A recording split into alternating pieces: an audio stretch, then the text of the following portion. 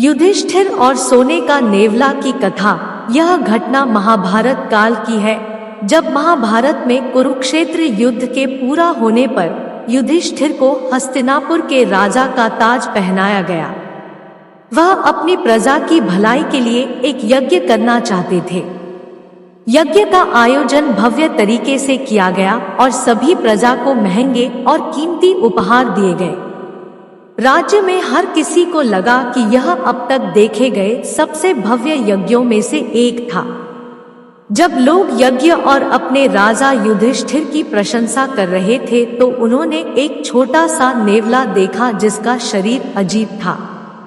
इसका एक तरफ का हिस्सा किसी अन्य नेवले की तरह सामान्य लग रहा था, लेकिन इसका दूसरा हिस्सा शुद्ध सोने की तरह चमक रहा था।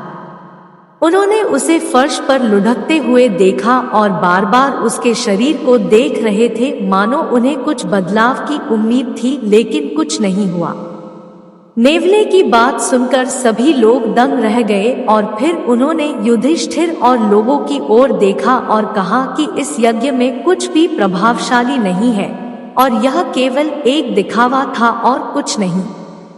नेवले की बातें सुनकर युधिष्ठिर को दुख हुआ और उन्होंने सोचा कि ऐसा क्यों होना चाहिए, जबकि उन्होंने इतनी मेहनत से यज्ञ के नियमों का पालन किया और गरीबों और जरूरतमंदों को दान दिया। तब नेवले ने सभी को संबोधित किया और कहा कि यह एक कहानी सुनाएगा और वे स्वयं निर्णय ले सकते हैं। मैं वह कहानी आपको सुनाता हूँ, आप ध्यानपूर्वक सुनिएगा। बहुत समय पहले की बात है। एक छोटे से गांव में एक गरीब आदमी अपनी पत्नी, बेटे और बहू के साथ रहता था।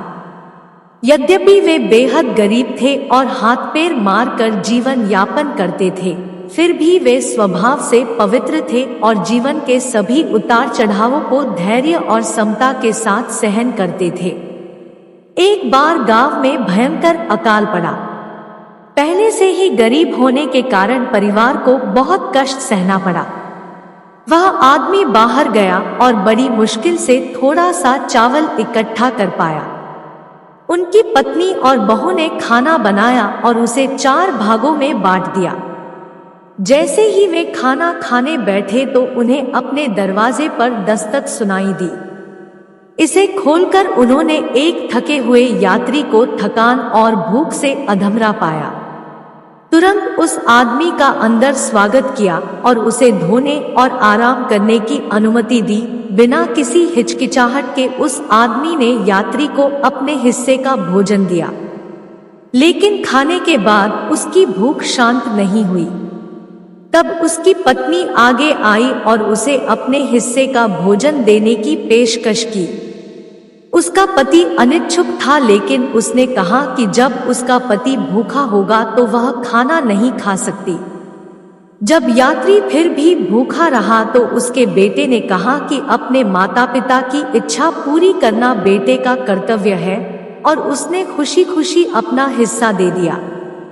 अंत में बहू ने भी अपने हिस्से का भोजन यह कहते हुए दे दिया कि वह भी इस महान यज्ञ में भाग लेना चाहती है, जिसमें उसके परिवार के सभी सदस्य भाग ले रहे हैं।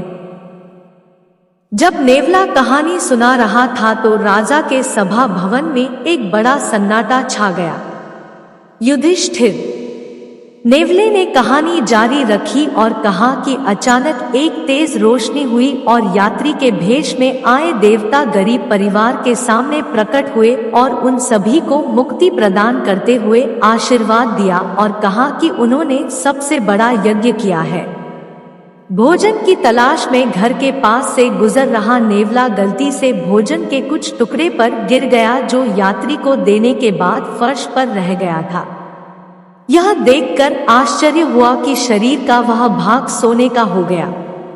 चूंकि अब कोई भोजन नहीं बचा था तो नेवले ने कहा कि वह सभी यज्ञों में इस आशा में घूम रहा है कि एक और ऐसा महान यज्ञ होगा जहां शरीर का दूसरा भाग भी सोने में बदल दिया जा सकता है। इसने राजा युधिष्ठिर के यज्ञ में भी यही प्रयास किया, लेकिन परिणामों से निराश हो गया। इस प्रकार यह निष्कर्ष निकला कि युधिष्ठिर का यज्ञ उस गरीब व्यक्ति और उसके परिवार के यज्ञ जितना महान नहीं हो सकता था। इतना कहकर नेवला वहां से गायब हो गया। नेवला वास्तव में भगवान धर्म थे, जिन्हें पिछले जन्म में शाप दिया गया था और वे अपने मूल रूप को तभी पुनः प्राप्त कर सकते थे जब उन्होंने किसी ऐसे व्यक्ति को अपमानित किया जो धर्म का अवतार था।